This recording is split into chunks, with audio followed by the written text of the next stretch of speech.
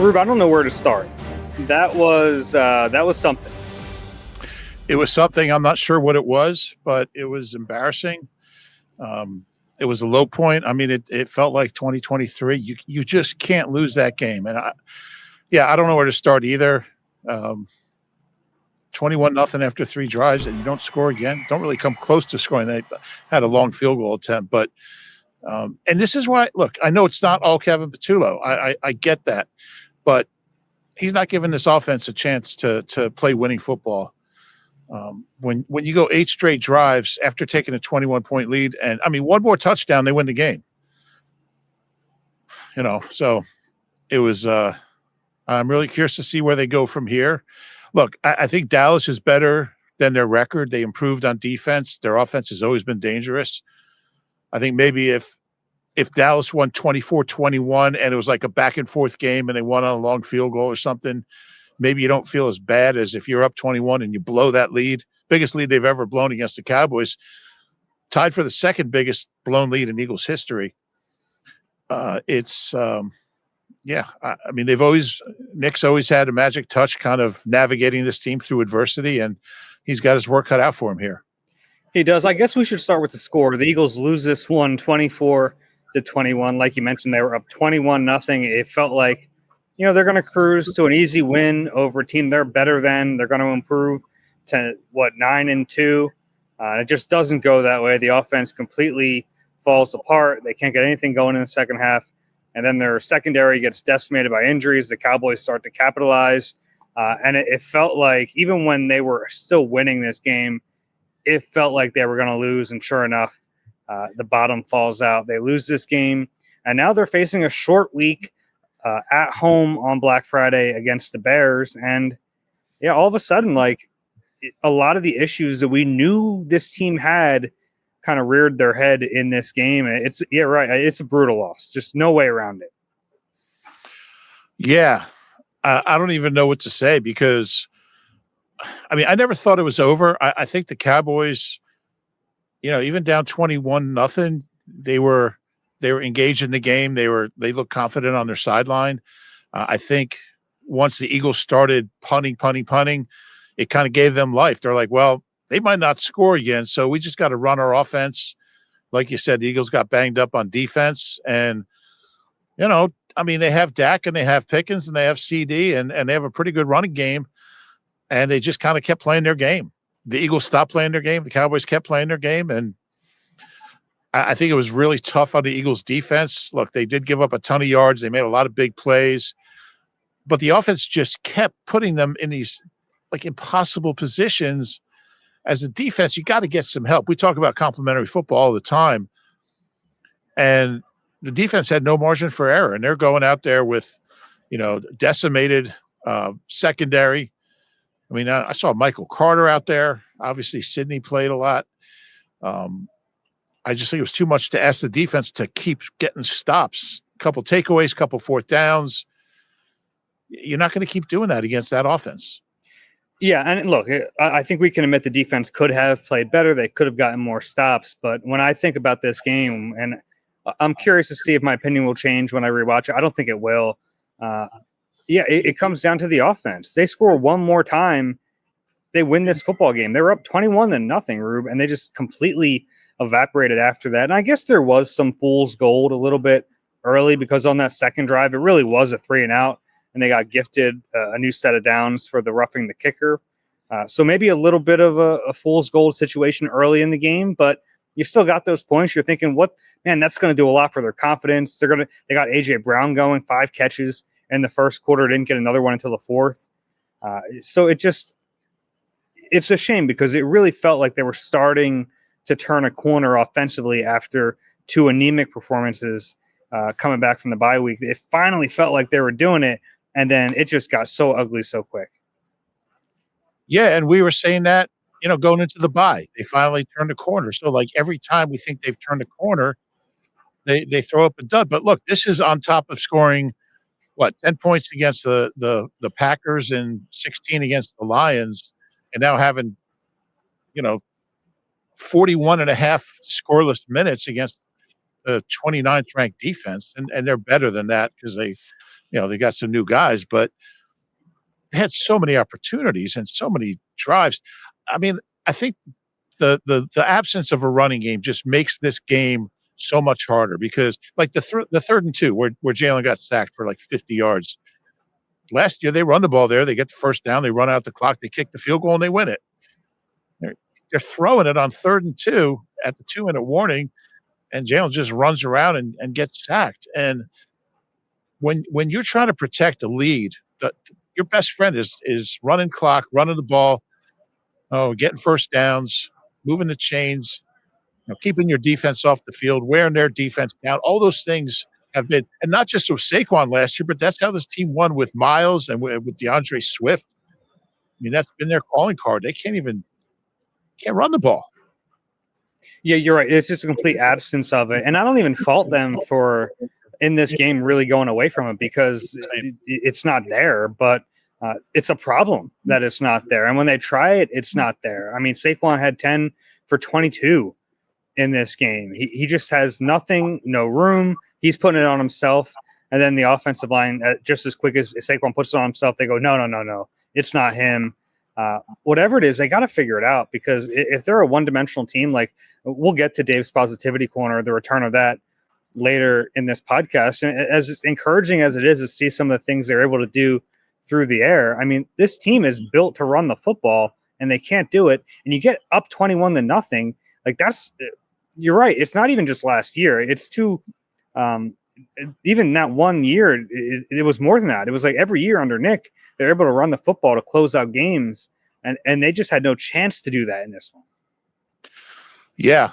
I'm kind of with you. I feel stupid for beating the Tank Bigsby drum all the time and saying, just mix him in there a little bit. I don't know why they don't do it. He had 1 carry for 8 yards. He's averaging 9 yards a carry.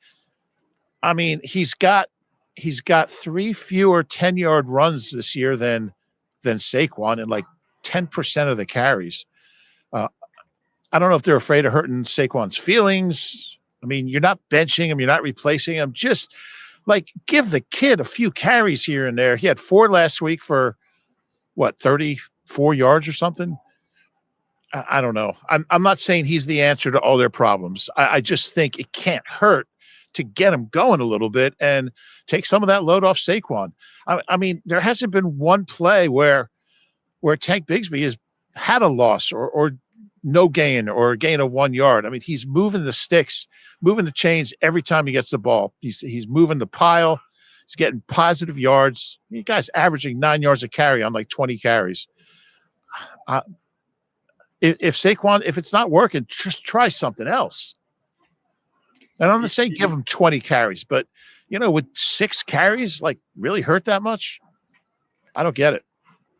Yeah, I kind of don't get it either. It's there's just a bunch of issues right now, Reuben. I think the biggest, and you hit on Kevin Patullo earlier. That's where you started. I'm there. I was not there, and it's kind of a weird game to say it because I thought they did some good things early. I thought there were some good play designs, even some that got called back for penalties in this game. But I don't know who the option would be internally, but this offense needs a lift. And I don't even know if changing the play caller is enough. I think there are just problems with this offense that are deeper than the guy sequencing the plays, but that's really the only move you have at this point. Yeah, I agree. And I'm of the school that whether it's Scott Loeffler or Parks Frazier or Jason Michael or Matt Patricia, whoever it is, it can't be worse. How could it be worse? You just went 41 and a half minutes without scoring against one of the worst defenses in the league. Yeah, I'm right there. And the fact that they looked so good for those first 3 drives and then just had no answers, that's just so concerning. And, we're 12 games or 12 weeks into this now, 11 games. If this team is not going to win a Super Bowl with Kevin Patullo calling the plays, I'm sorry, they're just not. So don't you have to try something else? Yeah, probably. I just don't know who it is. It would probably be Parks Frazier because he's the only guy who, like everyone else kind of has very specific roles on game day. The quarterbacks coach is with the quarterbacks, obviously. All the position coaches are doing what they're doing. Parks Frazier doesn't have a position group. He's the passing game coordinator, so maybe that's the move to make. It's such a drastic move, but I get it at this point. Like, it's really bad. And it's kind of a shame because, like, there was a point in this game where I think everyone thought, okay, this is it. They're figuring it out. And then just as quickly as they figured it out, I mean, the drive chart in this game is just unreal. Touchdown, touchdown, touchdown, punt, end of half, punt, punt, punt, missed field goal, fumble, punt. I mean, that is just atrocious.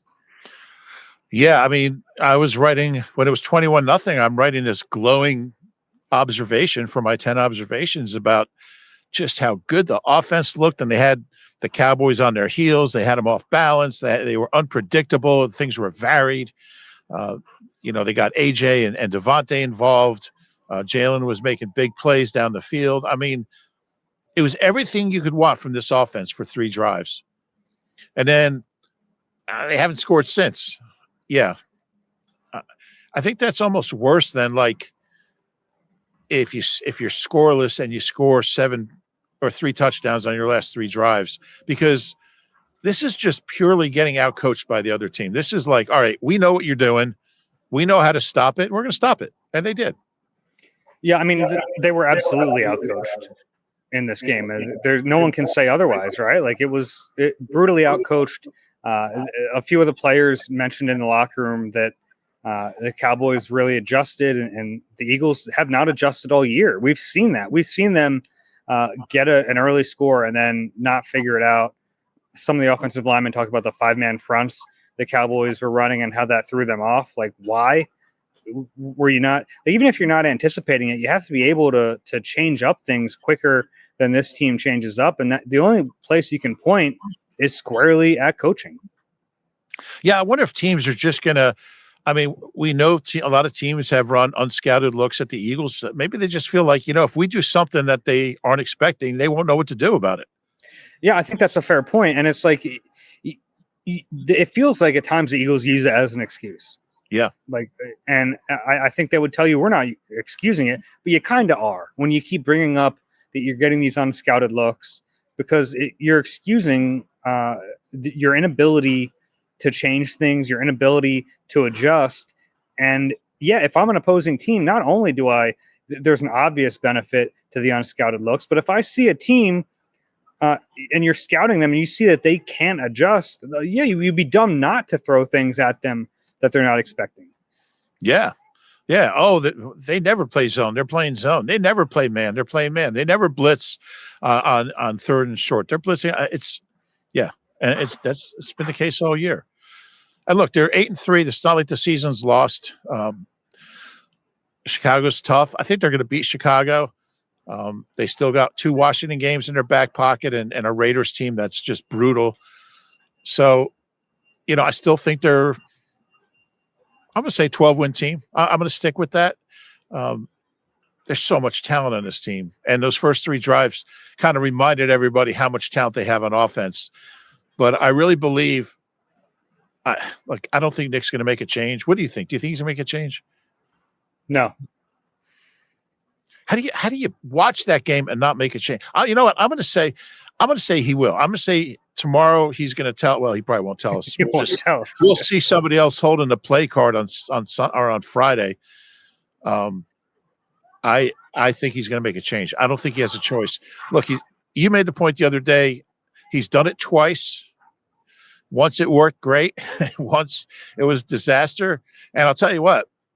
This offense is a lot worse than that defense was in 22 when he replaced Sean Desai with 23 with Coach Matty.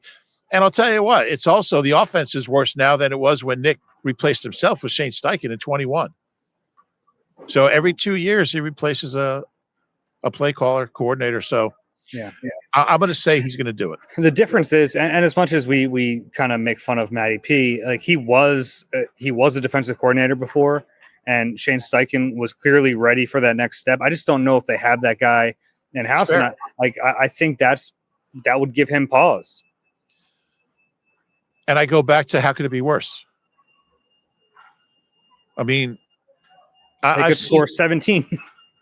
They could, but I think that's a risk I'm willing to take, because your only goal is to win a Super Bowl. This team, they won it last year. They've been to 2 in the last 3 years, and that's the standard. That's the goal. And you are flat out not going to win a Super Bowl with Kevin Patullo calling the plays. I don't see how that's possible. And if that's your only goal, then I think you have to take that shot and try someone else.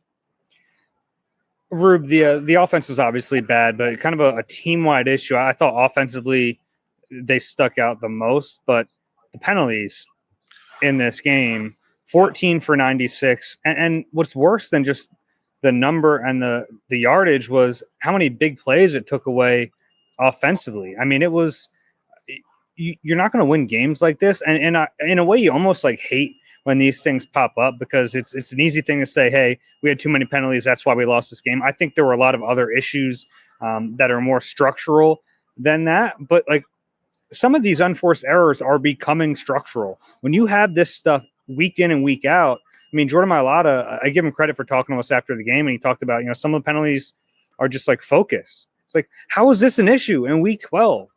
Like how do these things keep happening? Like you bring out Matt Pryor, and that was a beautiful play design. That I think that was the 20-yarder to Dallas Goedert that got wiped away. Dallas had 2 catches get wiped away because of penalties, and they had the receiver cover him up. Like that's a communication error. That's not focus. That's communication, but that's also coaching. Your coaching staff has to get your guys ready to know exactly what they're doing to not get a stupid penalty like that. Yeah, I couldn't agree more. I think, was it 14 was the final total? Yeah, 14 for 96. And it's the first time they've had 14 since Nick's first game, which is that win down in Atlanta, opening day 21. But it also matches the most since 2007 and a 16-3 loss to the Giants.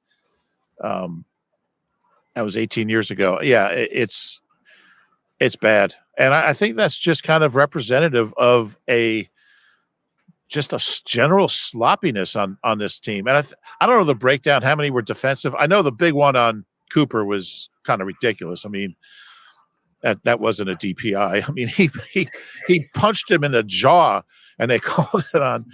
But anyway, yeah, I just, you look for progress, you look for growth throughout the season. You look for things to get better.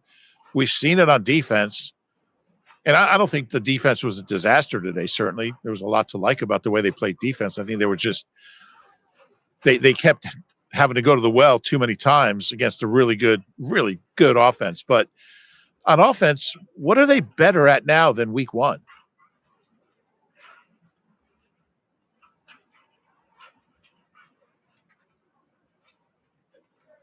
Nothing. I got nothing. Yeah, I was really trying to give you an answer there. Yeah. They've for a while I would have said using like the jumbo package, but they can't use that anymore because Big Fred's in there. I guess they did get the passing game going a little bit today, but we've seen glimpses of that before. That's not like completely new. It dried up the last few weeks, and we saw glimpses today. But like, as encouraging as that was to see, I don't know if that's stuff you can build on. Really, it was like AJ's winning, Devontae's winning. Yeah, and it's also like our 2,000-yard receivers had good games. I mean, that's like not, that's not really growth as much as they played the way they should be. But yeah, there were they started using a little bit of zone read stuff in this game. But I'm really grasping here because there isn't much. No, there's not. And I think it's every time we mention Patullo, I think we need to mention Nick. This is Nick's offense. I think and you've made the point that these are problems that predate Kevin Patullo. These are problems. Some of them, yeah. Some of them, sure.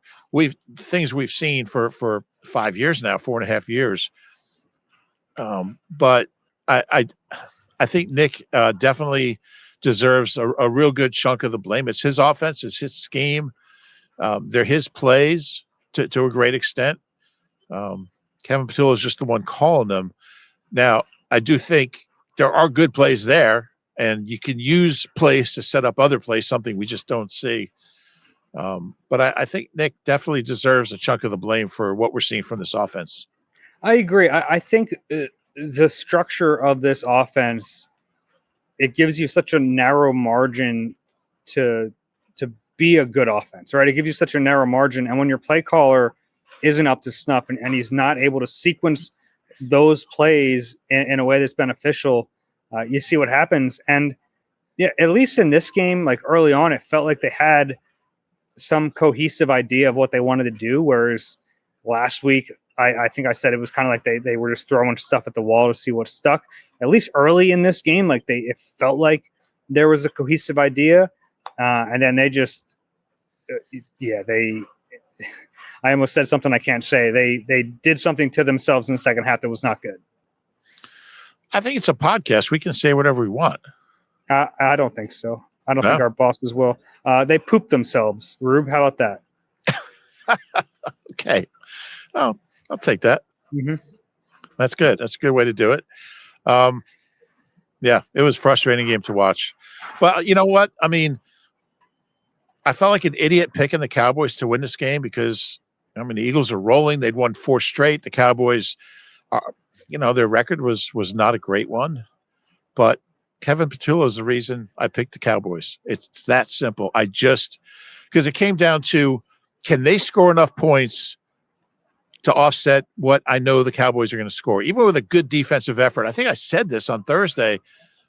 Like, the defense could play really well. The Cowboys score, 21, 24 points, and the Eagles lose because the offensive coordinator and the play caller is so bad. And that's exactly what happened. Yeah. You know what I think about a lot, Rube, is that Nick Sirianni always talks about mastering the things that take no talent. This team stinks at those things. Yeah. Like, think about this game, all the penalties, the missed assignments, 2 fumbles. And it's amazing that those 2 fumbles did not turn into points, which is a credit to the defense. Yeah. But on the flip side of that, Saquon's fumble, they were moving the ball finally, and they had a chance to put up points themselves. So it might have taken away their own points. But and the same with Gibson's. If he just lets the ball bounce into the end zone, they ended up getting a great stop on defense in the red zone, but they had good better field position to start the next drive. Mm-hmm. Yeah, no, absolutely. So I'm getting tired of hearing Nick say that because his team's not good at it. What's the point of preaching it if you're not actually good at it? Yeah. And somebody asked me, what does that mean? It's just basically thinking. It's like playing smart football. And Nick talks so much about we have a smart football team. Man, they didn't today. They didn't, but sometimes I think that reflects leadership. And I don't think they're, especially on offense, I don't think their coaches are putting them in position to do those things, at least at a consistent level. Do you have any theories why they can't run the ball? It's a little tricky to figure out. Jordan Mailata, after the game, look, I give him a ton of credit for standing there and talking to us. He's going, we say this every week, and I hate saying it, but I really do feel like we're close. I have to say it because I think we are. But I was like, I understand why they have to say that. I understand why I have to feel that. They're not close. I don't think they were close today. Yeah. No, the best run was Tank Bigsby's 1 carry. Mm-hmm. I think it was the longest run by a running back. He had 1 carry. Yeah, Jalen led the team in rushing with 33 yards. I think it's a combination of things. I think when something's going this poorly, it's never one thing. I think number one is the offensive line. They have not been healthy. They have not been playing well together. I thought overall today they were okay in pass protection. Yeah, I did too. The run game is just, and there were individual blips here and there. Jordan Mailata gave up a few pressures. Fred had some rough moments. Tyler Steen got bowled over at one point. But right now, up front, Cam's not healthy. Landon hasn't played up to that level for most of the year. Tyler Steen is not Mekhi Becton in the run game. We've said that all year. I am shocked, though. I thought this team would be able to run the football. And here we are, week 12, going into week 13, and they can't. They just have no hope to do it. Yeah, and you said earlier that I think Saquon, after those first 3 drives, only had 4 carries, I think, the rest of the game on the last 8 drives. I'm okay with that. I mean, he wasn't even out there at times. They finally got him the ball in the passing game, and he fumbles it. He made a couple good plays as a receiver, but I think no hope is. I'm starting to believe he's physically there's something. He says he's healthy. He was really good talking to you guys. I saw we played the whole thing. I know you were in there and asked some good questions. He put it all himself, but you can't go from where he was last year to where he is now. Like, he went from like one of the greatest seasons ever to one of the worst seasons ever. I mean, I've never seen anything like it. You know, he's not close to big plays. And I just have to believe that what I didn't think was going to happen happened. And all the touches last year had some sort of cumulative effect on him. He says that's not the case. He said multiple times that his performance this year has nothing to do with the workload last year. And I do think I think play calling and I think the O-line are all part of it, but I do think it's more than that. I don't think he's the same guy. And I can't pinpoint. Yeah. And how would he know, honestly? Like, I know it's his body, but I think everyone wants to believe they're still at their peak, even if they're not. Yeah. And again, I don't think he's injured. I don't think it's that kind of thing. I just think he took a beating last year. And that's another reason to mix it up with whether it's Shipley or Bigsby. I don't even care. Somebody. I just think there's a lot of value in that. And I'll tell you what, I bet if Tank Bigsby had 8 carries today, they win the game. I bet if he carried on 3rd and 2 instead of that 13-yard sack, they win the game. And there's no way to prove that, but I'm just. And again, I don't want to make it seem like I think he's the answer to all their problems. I don't.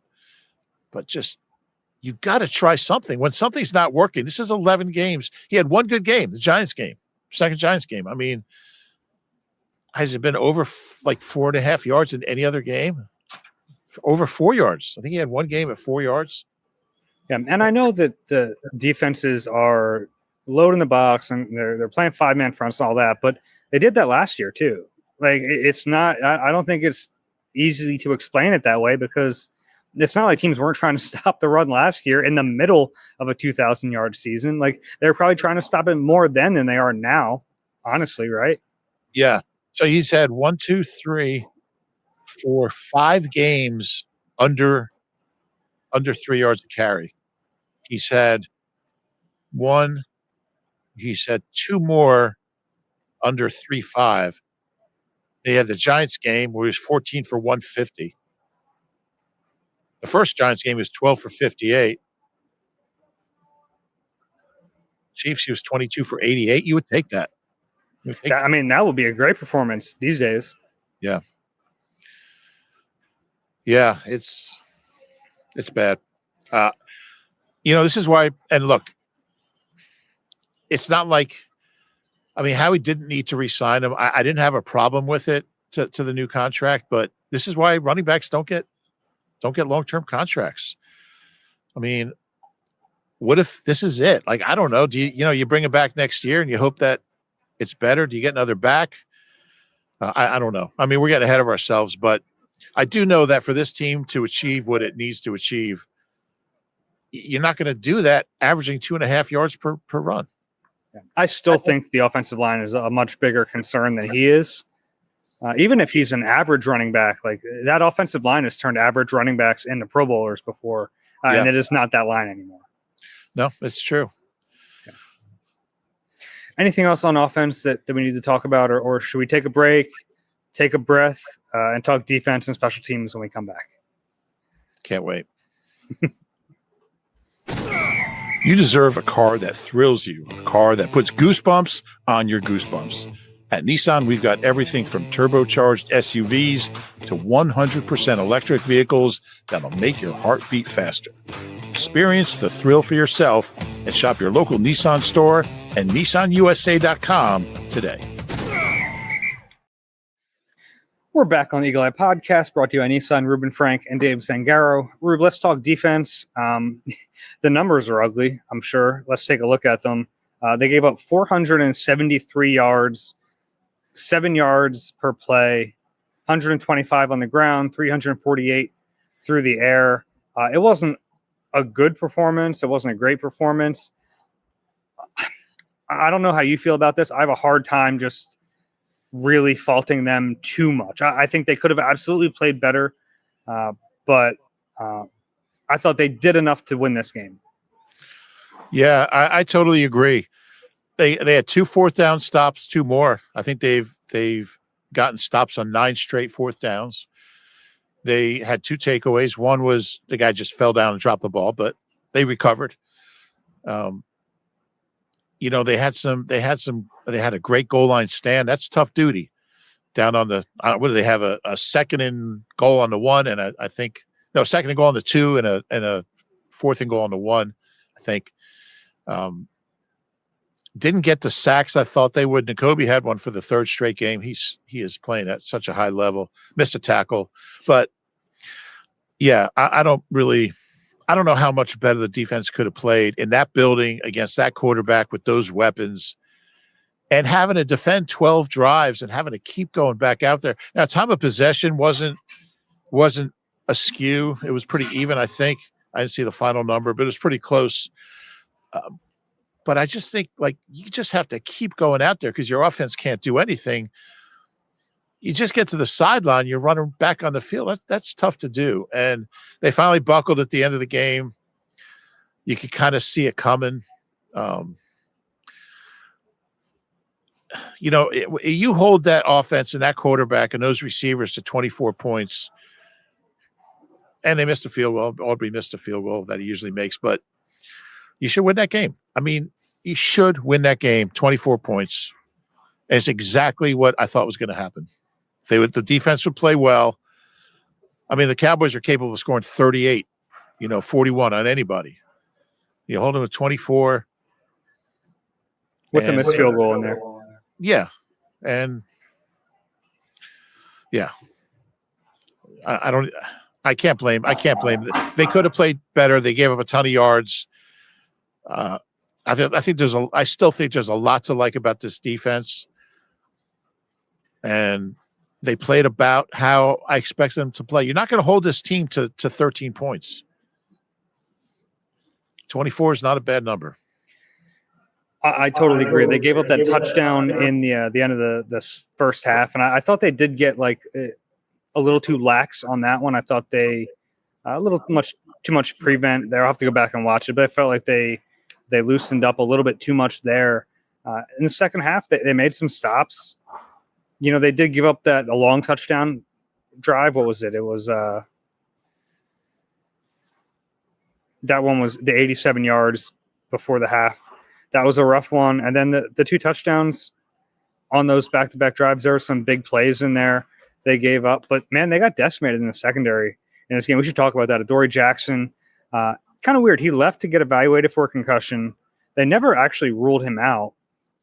He came back on the sideline and didn't go back in. And I don't know. We never got more information on that. So curious to see what his status is going into this week. Reed Blankenship left with that thigh injury. He tried to come back in and wasn't able to. And then late in the game, and this one looked to be a little bit more significant, Drew Makuba could not put weight on his right foot. They had basically carry him into the locker room. And I heard he was in a boot. Had crutches. Yeah. Yeah, crutches. Yeah. Yeah, I mean, I don't know who the starting safeties are going to be. Might be Michael Carter and Sidney Brown Friday. Or Cooper. Yeah, I don't know. They have some decisions to make in the secondary on a short week. Yeah. Without a practice. Yeah. Yeah, that's a little scary. Yeah, so Rube, they have a short week here. I don't know what the secondary is going to look like, and that's a bit of a concern. Yeah, I mean, it's easier to go through who's healthy. I mean, Cooper and Quinion are healthy, which is you start there. That's a good place to start. Keely's healthy. I don't know what else to have. Were you surprised that when Adoree went down, they made that switch? They put Cooper DeJean outside. They played Michael Carter as the nickel. Were you surprised they did that? No, not shocked. Vic did say he felt like Carter was in a good place when we talked to him last week. and he wouldn't hesitate to play him. So, yeah, wasn't shocked. Yeah, they attacked Cooper though. I mean, they zeroed in on him being outside, and they went after him, which is, it's not like he hasn't played there all year. He plays there in the base, but it was clear that they were like, let's go after him. And George Pickens, he's good. He made some spectacular plays. Yeah, he really did. Yeah, I mean, and also I think it's tough for, you're Cooper. You're like, all of a sudden you have like all these new people around you, communication. And there were definitely some communication breakdowns in that secondary. We saw guys running into each other. It was scary. Yeah. And then there was the one defensive penalty, the too many men. They had Nolan Smith sub too late.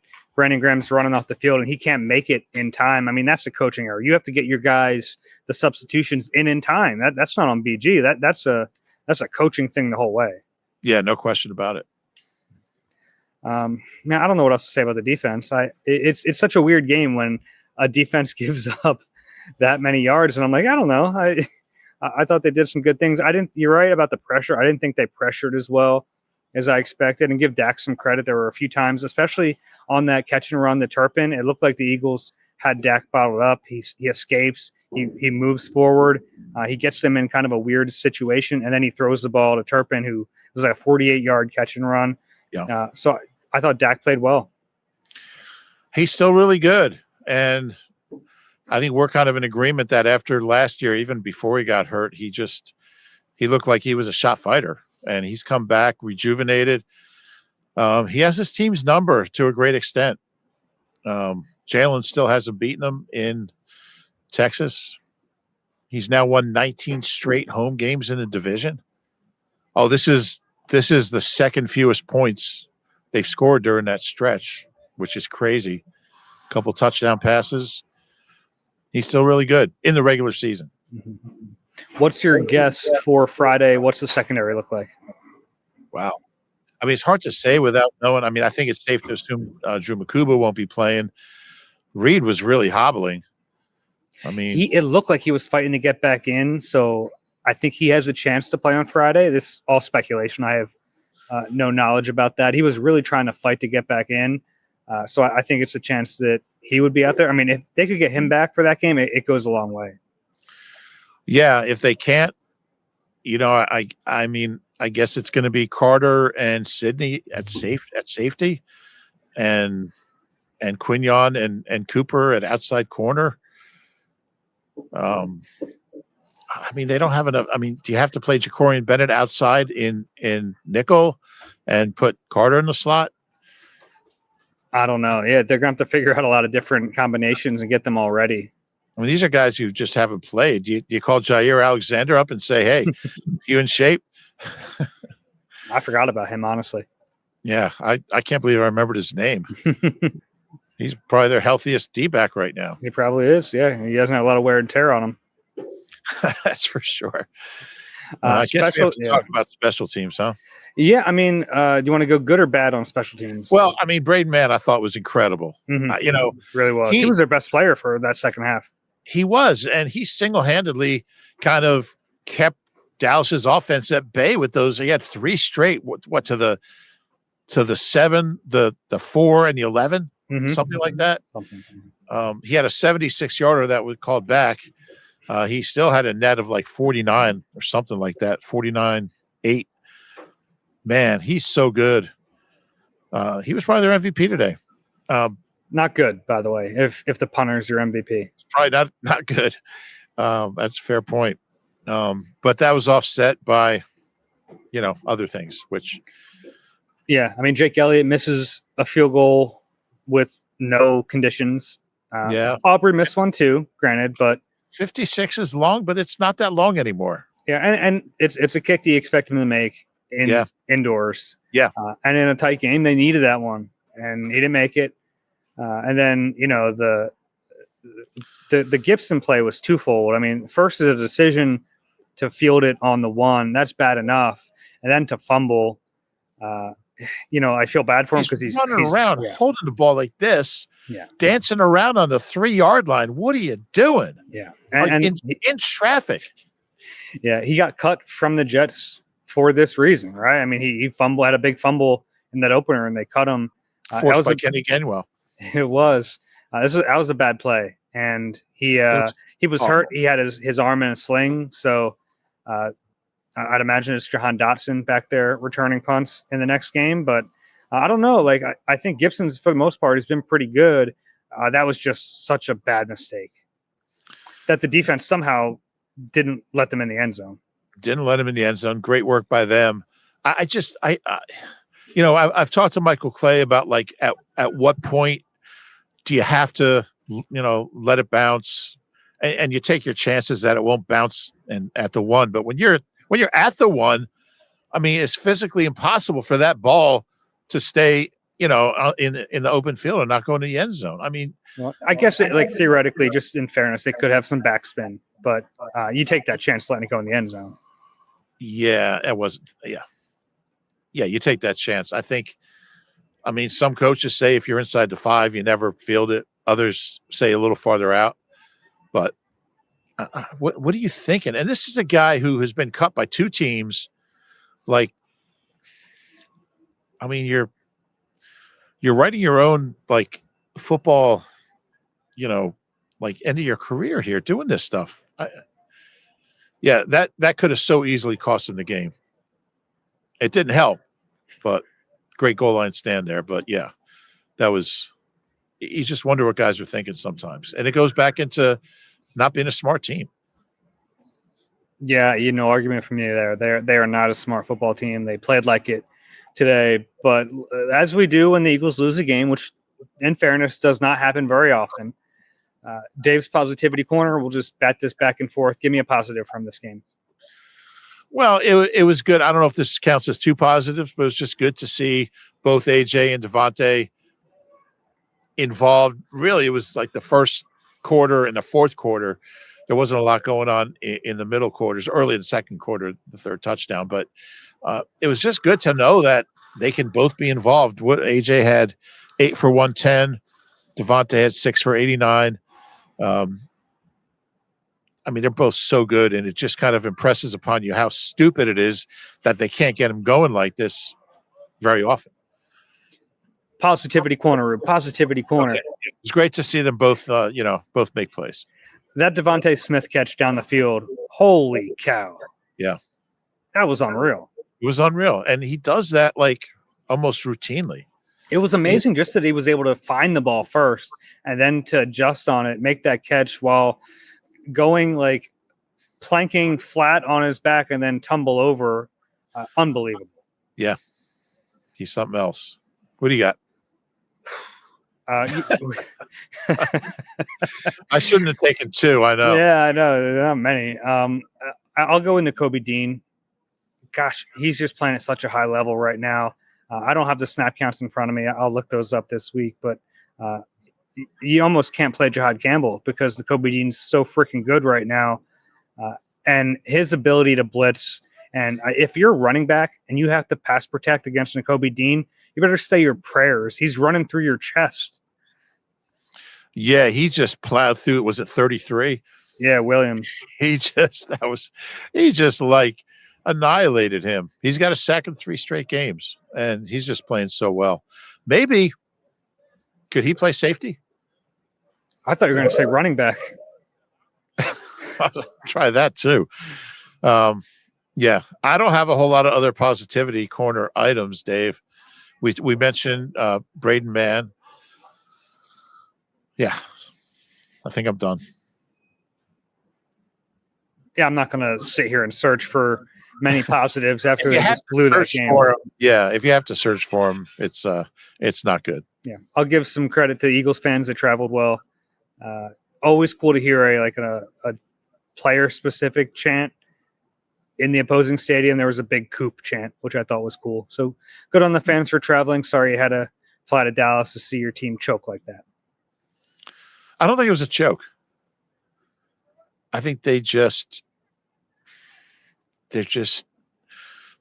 yeah, I reserve that word. And it's interesting. Like, I guess it is. You're up 21-0. They just played poorly. They played awful.